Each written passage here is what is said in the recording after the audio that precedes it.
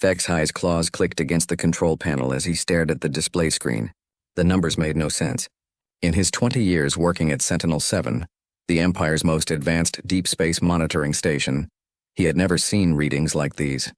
The object had appeared for exactly 3 nanoseconds. 3 tiny moments of time that should have been nothing. But in those moments, their sensors had detected something moving through space at impossible speeds. The computer calculated the velocity at 0.97 times the speed of light. That was wrong. It had to be wrong. Computer, run diagnostic on sensor array 7, Vex-High commanded, his voice steady despite the growing worry in his chest. All systems functioning within normal parameters, the artificial voice replied. Vex-High's secondary arms twitched, a sign of stress among his people. The Catherians had ruled 17 star systems for over 1,000 years. Their technology was the most advanced in known space. Their fastest ships could reach 0.3 light speed, and that was considered miraculous. Nothing could move at 0.97 light speed. Nothing should be able to move that fast. The scanner console chimed again. Another reading. This time the object appeared for 5 nanoseconds before vanishing. The trajectory showed it moving through the outer edge of the Catherian territories, heading toward the core systems. Vex-High's breathing quickened as he realized what this meant. Alert! Alert! Unknown contact detected. The automated warning system began broadcasting throughout Sentinel-7. Red lights flashed across the command center as other technicians rushed to their stations. Senior Officer Crixty arrived within minutes, her golden uniform marking her as one of the Empire's elite. Report, she demanded, her 4 eyes scanning the displays. Unknown object moving at impossible speeds through Sector 77 Alpha, Vex-High explained, bringing up the sensor logs. Velocity calculated at 0.97 light speed. No identification signature. No communication signals. No energy trail we can recognize. Crixty's face went pale beneath her scaled skin. That's impossible. Run the calculations again. Already done, ma'am. 3 times. The computer confirms the readings. Vex-High pulled up the data streams. Look at these energy signatures. They don't match anything in our databases. Not Catherian, not Zephyrian, not any of the known species. The command center buzzed with activity as more officers gathered around the main display. The object had appeared again, this time for a full second, long enough for their advanced sensors to get a partial scan. The data that came back made everyone fall silent. The object was small, much smaller than any ship capable of interstellar travel. According to the scans, it was roughly the size of a Catherian fighter craft. But fighter craft couldn't travel between star systems. They lacked the power cores and dimensional drives needed for faster-than-light travel. Yet this small object was moving at speeds that made their fastest battleships look like they were standing still. Contact Admiral Zethmore immediately, Crixty ordered. Priority Alpha transmission. Within the hour, Admiral Zethmore's face appeared on the main screen. His scarred features and battle-worn appearance commanded respect throughout the Empire. He had led the conquest of 6 systems and never lost a battle. But even he looked troubled as he studied the sensor data. You're certain these readings are accurate? The Admiral asked. Yes, sir, Crixty replied. We've run full diagnostics on all systems. Everything checks out. The object is real and it's moving faster than anything we've ever encountered. Admiral Zethmore was quiet for a long moment. Behind him, the bridge of his flagship buzzed with activity. Any response to our identification requests? None, sir. We've broadcast on all standard frequencies. No reply. And you say it's heading toward the core systems? Vex-High stepped forward. Based on its trajectory, yes, sir. If it maintains current course and speed, it will pass through the Nexus system within 8 hours. The Nexus system was the heart of Catherian space, home to their capital world and the seat of the Imperial government. If this unknown object reached Nexus, it would be within striking distance of everything the Empire held dear. Admiral Zethmore's expression hardened. Initiate Defense Protocol 7. I want every ship in the Outer Rim on high alert. Deploy sensor drones along the object's projected path. If it shows hostile intent toward any Imperial world, we respond with full force. Sir, Crixty hesitated. Our analysis suggests this object possesses technology far beyond our current capabilities. If it is hostile, then we'll find out what it's made of, the Admiral cut her off. The Catherian Empire has never backed down from a challenge. We won't start now. The transmission ended, leaving the command center in tense silence. Vex-High watched the sensor displays, hoping for another glimpse of the mysterious object. When it came, the readings were even more disturbing. The object had changed course. Not gradually as any normal ship would, but instantly. One moment it was heading toward Nexus. The next it had shifted direction by 90 degrees and was moving toward the mining colonies in the outer territories. The maneuver should have torn any ship apart. The gravitational forces alone would have crushed the strongest hull materials known to Catherian science. "How is that possible?" whispered Tech Officer Lernax, staring at the data. "It's not," HFY replied quietly. "According to everything we know about physics, what we just saw can't happen." The object appeared again, this time in a completely different sector. Then again hundreds of light years away. Each appearance lasted only moments, but each one provided more impossible data. The object seemed to ignore the basic laws of space and time, moving in ways that challenged everything the Empire thought it knew about the universe. As the hours passed, reports came in from other monitoring stations throughout Imperial space. The object, whatever it was, wasn't alone. Similar contacts were being detected across multiple systems, all moving at the same impossible speeds, all defying every attempt at identification or communication.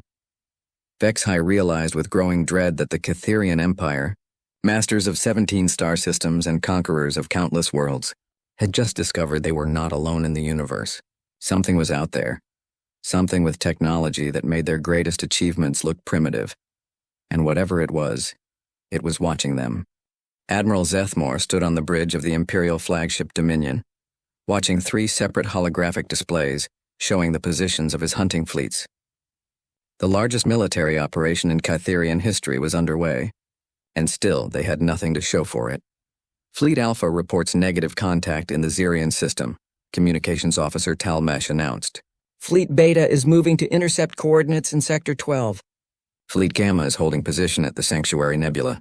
3 full Imperial fleets, 96 warships total, including the Empire's newest and fastest vessels, all hunting for objects that appeared and vanished like ghosts in the darkness of space. The Admiral's jaw tightened as another report came in. "Sir, Fleet Beta Commander reports the target has vanished again. They detected it for approximately 2 seconds before it disappeared from all sensors." Fleet Commander Crixven appeared on the main communication screen, his usually calm demeanor showing cracks of frustration. "Admiral, we had it cornered in the asteroid field. 3 ships positioned at optimal intercept points. The moment we closed to weapons range, it simply wasn't there anymore."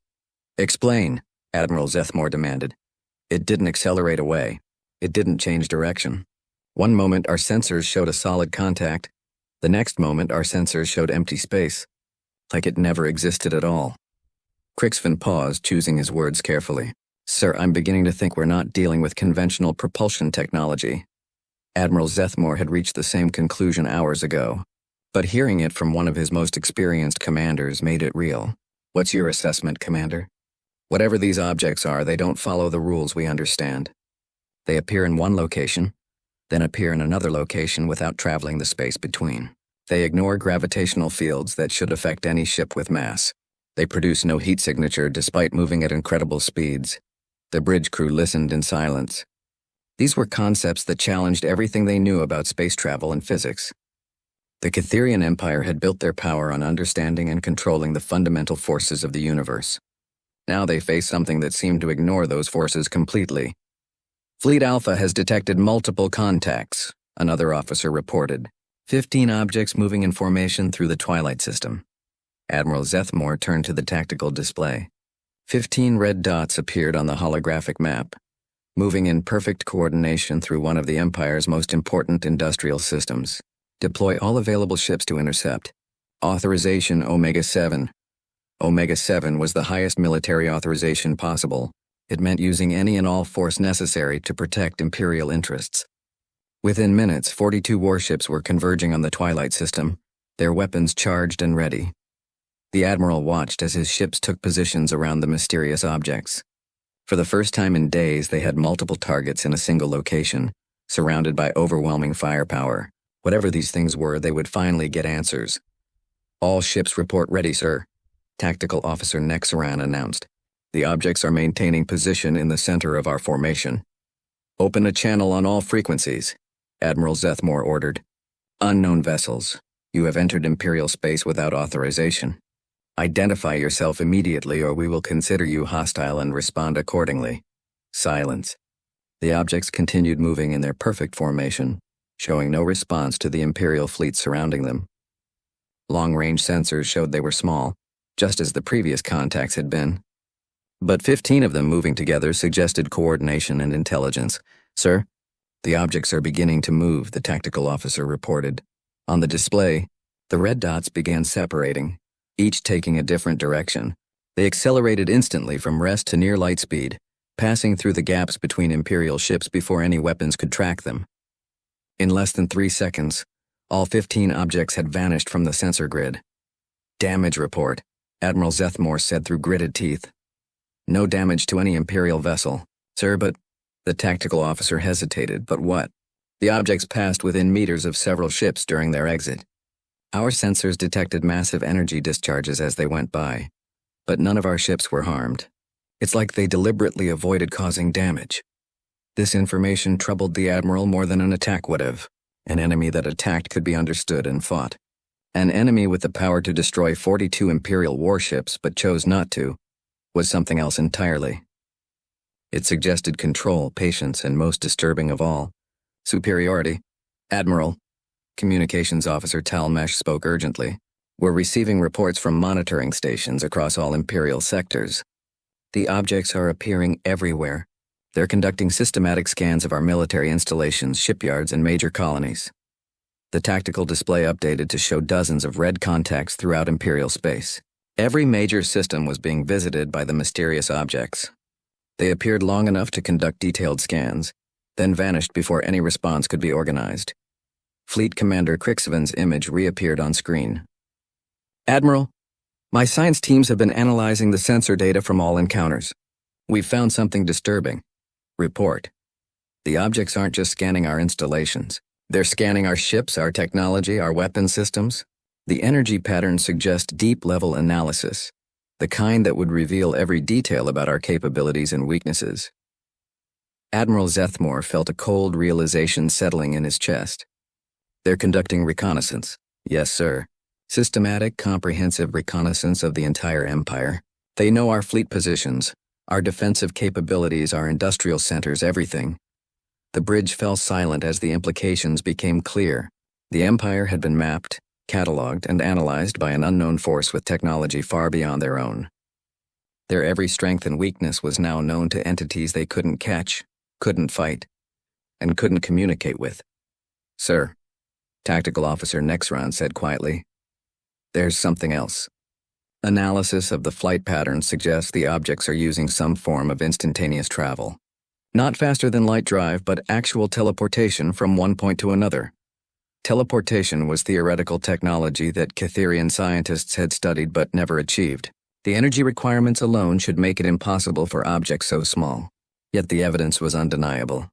Admiral Zethmore stared at the tactical display showing Imperial fleets scattered across known space, all of them helpless against an enemy they couldn't even touch.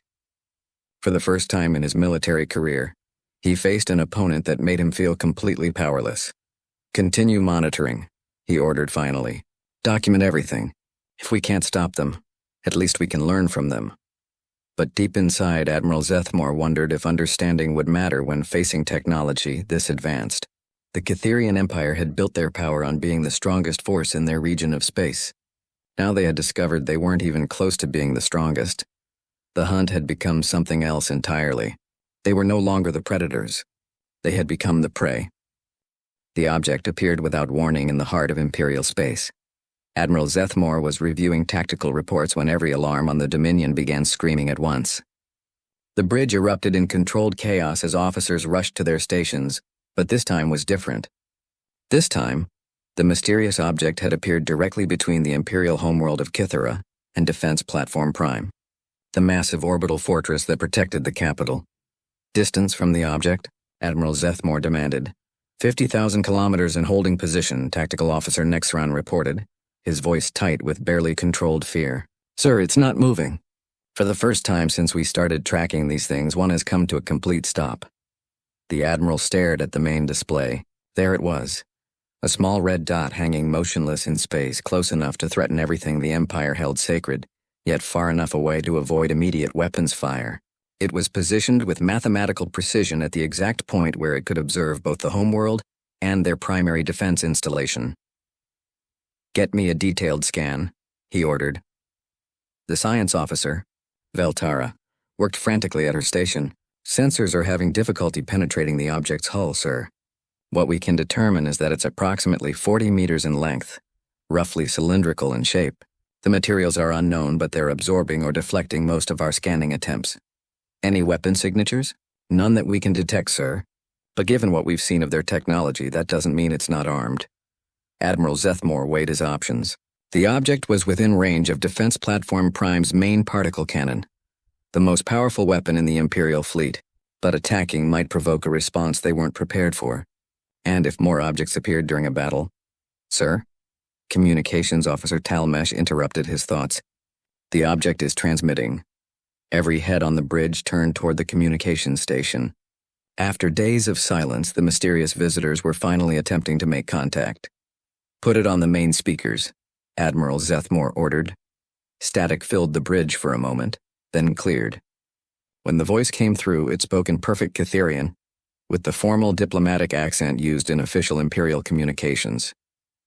"Imperial Fleet Command, this is Survey Vessel Pathfinder 7. We apologize for the delay in formal contact protocols." The bridge fell completely silent. The voice was calm, professional, and somehow familiar despite belonging to an unknown species. Admiral Zethmore found his voice after several seconds. "Unknown vessel, identify your species and state your purpose in Imperial space." "We are human.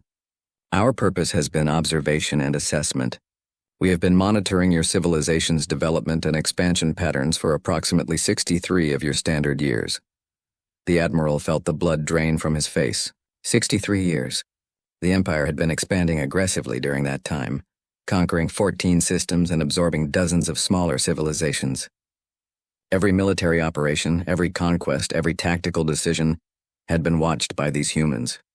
"Where do you originate?" he asked. "Our homeworld is designated Sol 3 in your astronomical databases. You classify our system as a minor star cluster in the Outer Rim territories, too distant and resource poor to merit Imperial attention." Admiral Zethmore accessed the star charts through his command interface. Sol 3 was indeed listed in their databases, but marked as inhabited by primitive mammals with early industrial technology. The last survey had been conducted over 200 years ago and classified the system as having no strategic or economic value. "Our records indicate your species has not achieved faster than light travel," he stated. "There," was what sounded like amusement in the human voice. "Your records are outdated, Admiral. We achieved practical FTL travel 112 years ago. We have been exploring this region of the galaxy ever since." The implications hit Admiral Zethmore like a physical blow. While the Empire had been focused on conquest and expansion, humanity had been secretly developing technology that surpassed their own. The humans had been watching from the shadows, learning, preparing. "What do you want?" he asked. "Initially nothing. We were content to observe and document your civilization's progress. However, your recent aggressive expansion toward systems containing pre-FTL civilizations has forced us to reveal ourselves." Admiral Zethmore thought about the Empire's current military campaigns. They were in the process of conquering the Bellan system, home to a species that had achieved basic spaceflight but not yet developed interstellar travel. It was a standard Imperial expansion, claiming resources in strategic territory. "You object to lawful Imperial expansion?" "We object to the extinction of developing civilizations. The Bellan people have the right to develop without interference, as did the Xerians, the Multani, and the 7 other species you have eliminated in the past decade." The Admiral's temper flared. "The Empire brings order and progress to chaotic regions of space. We offer civilization to primitive worlds. You offer slavery or death. We have observed your methods, Admiral. Comply or be destroyed. Submit or face genocide. This is not civilization." The bridge crew listened in stunned silence as their entire Imperial philosophy was challenged by an unknown voice from a supposedly primitive world. Admiral Zethmore struggled to maintain his composure. "You speak boldly for representatives of a single small vessel." "Admiral Zethmore, we need to be clear about the current situation. Pathfinder 7 is not alone." As if responding to some unseen signal, new contacts began appearing throughout Imperial space. The tactical display updated rapidly as dozens, then hundreds of red dots materialized around every major Imperial installation, fleet position, and military base.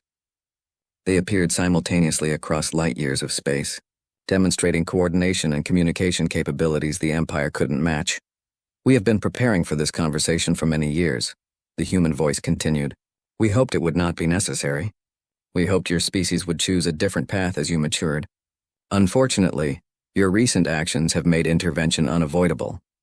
Admiral Zethmore stared at the tactical display showing human vessels surrounding every Imperial stronghold. The Empire's entire military force was outnumbered and outpositioned. Worse, every engagement attempt had proven their weapons and ships were completely outclassed. "What are your demands?" he asked quietly. "Cease all military operations against pre-FTL civilizations. Withdraw your forces from contested systems. Allow conquered species to choose their own path forward. End the practice of forced assimilation or elimination. And if we refuse?" The pause stretched for nearly 30 seconds. When the human voice returned, it carried a weight that made everyone on the bridge understand they were hearing an ultimatum. "Then we will stop you ourselves. We prefer cooperation, Admiral, but we will not allow genocide to continue in this region of space." Admiral Zethmore looked at his officers, seeing his own realization reflected in their faces. The Catherian Empire, supreme power in their region of the galaxy for over 1,000 years, had just discovered they were no longer in control of their own destiny. The age of Imperial dominance was over. The age of humanity had begun. The emergency session of the Imperial High Command convened within hours of first contact. Admiral Zethmore stood before the semicircular chamber where the Empire's most powerful leaders sat in judgment. Emperor Crixthul himself occupied the central throne, his ancient eyes showing the first signs of genuine concern in decades.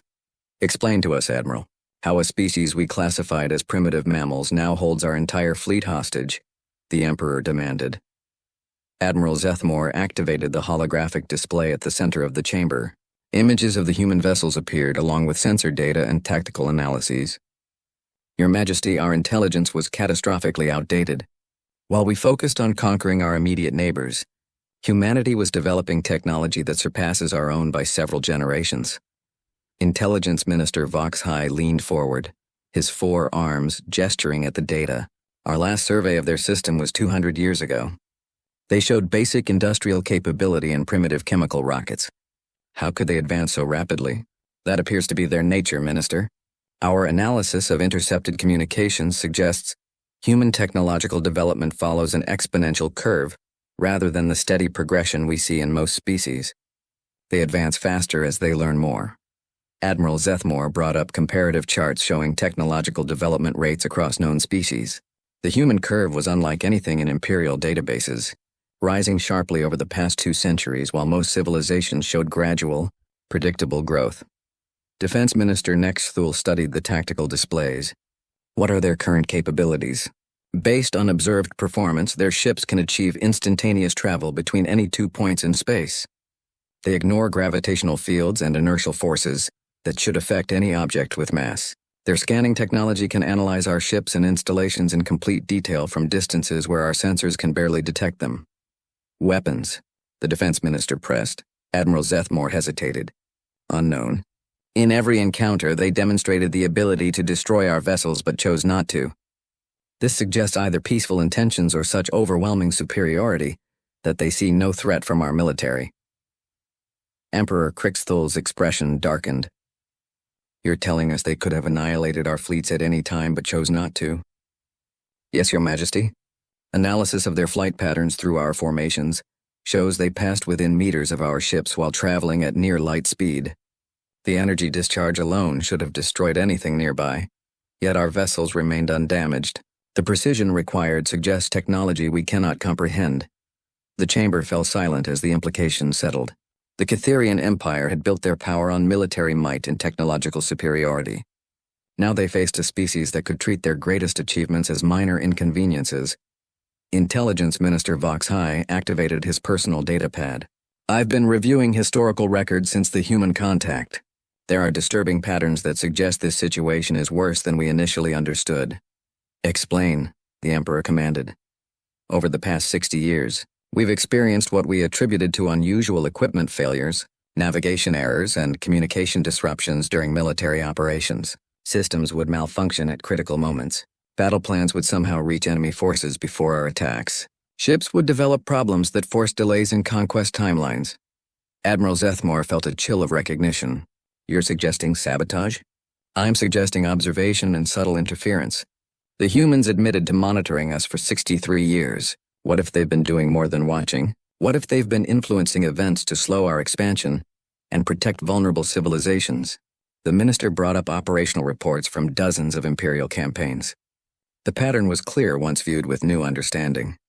Every major military operation against pre-FTL civilizations had encountered unexpected delays, equipment failures, or intelligence leaks that provided their targets with crucial advantages. The Bellan resistance, Admiral Zethmore said slowly. They somehow knew our attack routes and defensive positions. We assumed they had exceptional tactical intelligence. The Zarian evacuation, Defense Minister Nexthul added. Millions of civilians disappeared from targeted population centers hours before our bombardment began. We never found evidence of how they were warned. The Multani ships that vanished from our holding facilities, Intelligence Minister Voxhai continued, the ones carrying their cultural archives and genetic samples. They simply weren't there when we went to destroy them. Emperor Crixthul rose from his throne, his massive form casting shadows across the chamber. You're telling us that humanity has been manipulating Imperial operations for decades? That our failures were not failures but sabotage? It explains many otherwise inexplicable events, Your Majesty. And it suggests their intervention in our affairs is not recent. They've been protecting developing civilizations from us for most of the past century. The Emperor's anger was palpable. The Catherian Empire had prided itself on military efficiency and tactical superiority. To learn that their setbacks were caused by hidden interference was both humiliating and terrifying. Admiral Zethmore accessed additional data files. There's more, Your Majesty. Communications analysis suggests humanity is not a single planetary civilization as we assumed. They appear to have established colonies or outposts throughout this region of space. Their technology allows rapid expansion without our detection. How many colonies? Unknown. Possibly dozens. Their communication networks operate on principles we don't understand, making interception nearly impossible. What we have detected suggests a civilization much larger and more advanced than our own. The chamber's attention focused on a new display showing estimated human territorial extent. Red zones marked confirmed human activity. Yellow zones marked probable human presence. Together they covered a region several times larger than the Catherian Empire. We've been living in their shadow without knowing it, Defense Minister Nexthul said quietly. All this time we thought we were the dominant power in this region of space. Worse, Intelligence Minister Voxhai added. They've been allowing us to think we were dominant, while secretly controlling our actions. Every victory we've achieved, they permitted. Every conquest we've made, they approved or prevented according to their judgment. Emperor Crixthul returned to his throne, the weight of revelation settling on his shoulders. For over 1,000 years, the Catherian Empire had expanded without encountering any force capable of challenging their supremacy. They had grown accustomed to being the strongest, the most advanced, the most feared civilization in their region of space. What are our options? He asked finally. Admiral Zethmore looked around the chamber at faces reflecting his own helplessness. Based on demonstrated capabilities, military resistance is not viable. Their technology is simply too advanced. Our weapons cannot target them, our ships cannot match their speed, and our intelligence cannot track their movements. Negotiation? They've made their position clear. Cease aggressive expansion against pre-FTL civilizations or face their direct intervention. Given their demonstrated capabilities, they have the power to enforce this ultimatum. Emperor Crixthul was quiet for a long moment, considering options that all led to the same conclusion. The Empire had encountered a force that could dictate terms rather than negotiate them. For the first time in Imperial history, they were not the strongest power in the room. Very well, he said finally. Contact the human vessel. Tell them we are prepared to discuss their terms. The age of Imperial expansion was over. The age of human oversight had begun. 3 months after first contact, Admiral Zethmore stood in the observation deck of Defense Platform Prime, watching something that would have been unthinkable just a year ago. Human ships moved freely through Imperial space, their sleek forms dwarfing even the largest Catherian vessels. They came and went as they pleased, monitoring Imperial activities with casual efficiency. The transformation had been swift and absolute. Within days of Emperor Krixthul's decision to negotiate, human representatives had arrived at the Imperial capital. Not warriors or conquerors, but diplomats, scientists, and what they called transition specialists. They came offering partnership rather than demanding surrender. Admiral, Communications Officer Talmesh approached with the day's reports. The Human Oversight Committee has approved the withdrawal of Imperial forces from the Bellin system. The evacuation is proceeding ahead of schedule. Admiral Zethmore nodded, still adjusting to the new reality. Imperial military operations now required human approval. Any action against pre-FTL civilizations was subject to review by human observers, who possessed the power to prevent it entirely. It was humiliating for a military commander, but the alternative had been the complete destruction of the Imperial fleet. What's the status of the Bellin people? According to human reports, they're being relocated to protected worlds where they can continue their development without interference. The humans have established what they call development zones throughout the region, areas where young civilizations can grow safely. The Admiral walked to the main viewing port, looking out at the stars that had once been Imperial territory. Now they were part of something much larger. The humans had revealed the existence of what they called the Galactic Development Council, an organization of advanced civilizations dedicated to protecting and nurturing younger species. Humanity, it turned out, was not unique in their technological advancement. They were simply the newest members of a community that spanned thousands of star systems and dozens of highly advanced species. The Catherian Empire, which had considered itself the pinnacle of galactic civilization, was actually one of the more primitive powers in their region of space. Sir, Tactical Officer Nexron joined them at the viewport. We've received an invitation from the Human Diplomatic Corps. They're offering technical exchange programs to help modernize our infrastructure. This was perhaps the most shocking aspect of the human approach. Rather than simply destroying or subjugating the Empire, they offered advancement. Human scientists worked alongside Catherian researchers, sharing knowledge and technology that advanced Imperial capabilities by centuries, but always with conditions. Always with oversight, always with the understanding that their new capabilities came with new responsibilities. What kind of technical exchange? Admiral Zethmore asked. Clean energy systems to replace our fusion reactors, medical technology to extend lifespans and eliminate genetic diseases, agricultural improvements to feed our population more efficiently. Nexron paused. And spacefold technology. Spacefold technology, the human method of instantaneous travel, that had made their ships untrackable and unstoppable. The Admiral had seen demonstrations of human vessels appearing and disappearing at will, moving instantly between distant points in space. Now they were offering to share this ultimate strategic advantage. At what cost? Continued compliance with Galactic Development Council protocols. No aggressive expansion. No forced assimilation of other species. No military action against civilizations that pose no direct threat to Imperial territory. Admiral Zethmore considered this carefully. The Empire was being offered technology that would make them one of the most advanced civilizations in known space. In exchange, they had to give up the aggressive expansion that had defined their culture for over a millennium. The Emperor's response? He's scheduled to meet with the human ambassador tomorrow. Preliminary discussions suggest he's willing to accept their terms. A new contact appeared on the tactical display, announcing itself as a human transport vessel. Admiral Zethmore watched as it approached the defense platform, moving with the smooth confidence of a species that no longer worried about hostile reception.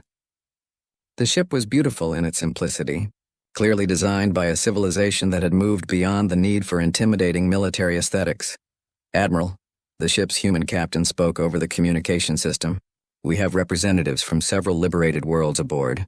They've requested permission to address the Imperial High Command about reconstruction efforts in their home systems. Liberated worlds. The term still stung. Systems that had been conquered by Imperial forces were now independent again, their people free to choose their own path forward. Many had requested human assistance in rebuilding what the Empire had destroyed. Others had surprisingly chosen to maintain diplomatic relations with the Empire under the new galactic protocols. Permission granted, Admiral Zethmore replied. Defense Platform Prime will provide full support for your diplomatic mission. As the human ship docked with the platform, the Admiral reflected on how completely his world had changed. 6 months ago, he had commanded fleets that conquered star systems and eliminated entire civilizations. Now he provided security for diplomatic meetings between former Imperial subjects and their former conquerors. The strange thing was that it felt right. The Empire had built its power on fear and military superiority, but it had also built resentment and hatred throughout their region of space. The human model of cooperation and mutual development was producing better results in months than Imperial conquest had achieved in decades. Sir, Communications Officer Talmesh returned with another update. We've received word from the Outer Territories. The first graduating class from the Human Technological Institute is returning to Imperial space. They're requesting permission to begin implementing new infrastructure projects. Young Catherians educated by humanity, returning home with knowledge and perspectives their parents could never have imagined. They spoke of civilizations that numbered in the millions of worlds, of technologies that could reshape matter at the atomic level, of exploration missions that had mapped galaxies beyond the reach of conventional travel. More importantly, they spoke of responsibility. The human educational system emphasized that advanced capabilities came with obligations to protect and nurture less advanced civilizations. It was a philosophy completely opposite to Imperial tradition, but one that their young people embraced enthusiastically. Admiral, a new voice called from behind him. He turned to see Captain Sarah Chen of the Human Diplomatic Corps, a small woman whose species looked deceptively fragile despite their overwhelming technological superiority. Captain Chen, how can I assist you? I wanted to personally thank you for your cooperation during this transition period. I know it hasn't been easy for your people to adjust to such dramatic changes. Admiral Zethmore studied the human officer. She carried no visible weapons, commanded no visible fleet, yet represented a power that could eliminate the Catherian Empire without effort. Her casual manner and genuine courtesy were more unsettling than threats would have been. Your people have been generous in victory, he admitted. We don't see this as victory, Admiral. We see it as the beginning of a partnership. Your civilization has tremendous potential. The engineering skills that built this defense platform, the organizational abilities that managed a 17-system empire, the military discipline that maintained order across vast distances. These are valuable capabilities that can contribute to galactic development. She gestured toward the stars visible through the viewport. Out there are thousands of young civilizations that need protection, guidance, and support as they develop. The Galactic Development Council is always seeking new member species with the experience and capabilities to help. Admiral Zethmore felt something he hadn't experienced in years. Hope. Not for conquest or expansion, but for purpose that extended beyond Imperial borders. The idea of using Catherian military organization to protect developing civilizations rather than conquer them was revolutionary. What would that involve? Partnership with human oversight teams to establish development zones around pre-FTL civilizations. Joint research projects to solve problems facing young species. Cultural exchange programs to share knowledge and perspectives. Captain Chen smiled. And eventually full membership in the Galactic Development Council with all the rights and responsibilities that entails. The Admiral looked out at the stars again, seeing them with new eyes. They were no longer territory to be conquered, but civilizations to be protected. The Catherian Empire was ending, but the Catherian people could have a future more significant than anything they had achieved through conquest. When do we begin?